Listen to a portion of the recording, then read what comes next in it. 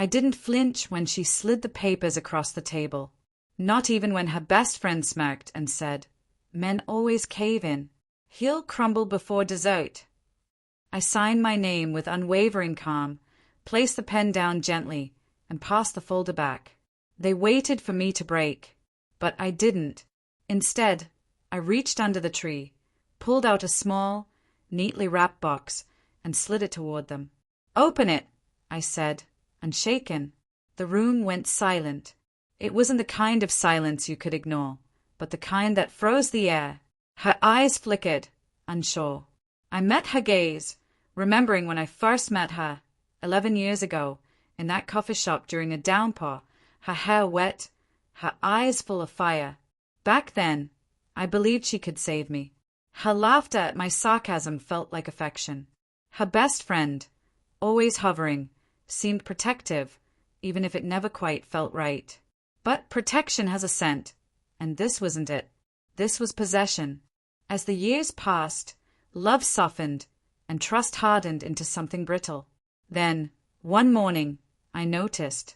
It started small, texts late at night, the way her phone screen tilted away, how her perfume smelled faintly of someone else's cologne when she came home.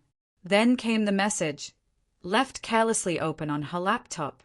Her friend's name in bold. The word stung. When he finally breaks, "I'll owe you that dinner. He'll never see it coming." They thought they were clever. They thought betrayal was a game.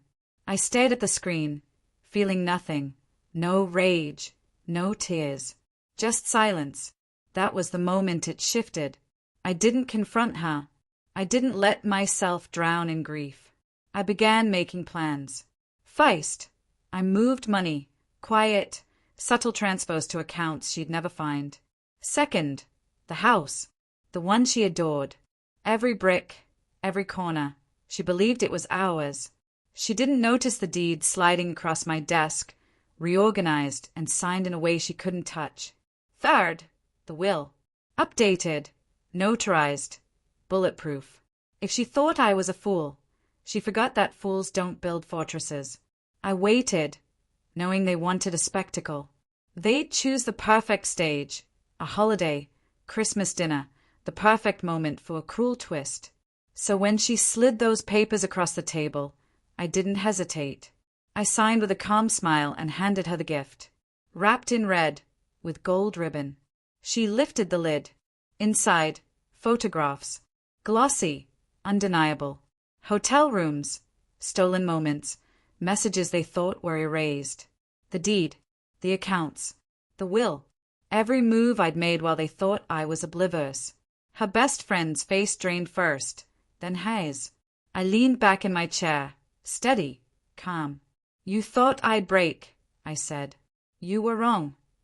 They didn't touch the photographs again. They didn't meet my eyes. I finished my meal in silence, savoring every bite, as if nothing had changed. When I stood to leave, I tucked the chair in neatly, like any other evening. "I'll have movers here tomorrow," I said. "Enjoy what's left." And then I walked out into the cold night, my breath sharp in the air. No tears, no rage, just the sound of silence, deep and final, where justice had been served. They'll remember this Christmas, not for the humiliation they tried to inflict on me, but for the night they lost everything they thought they owned. I'll never forget her laughter.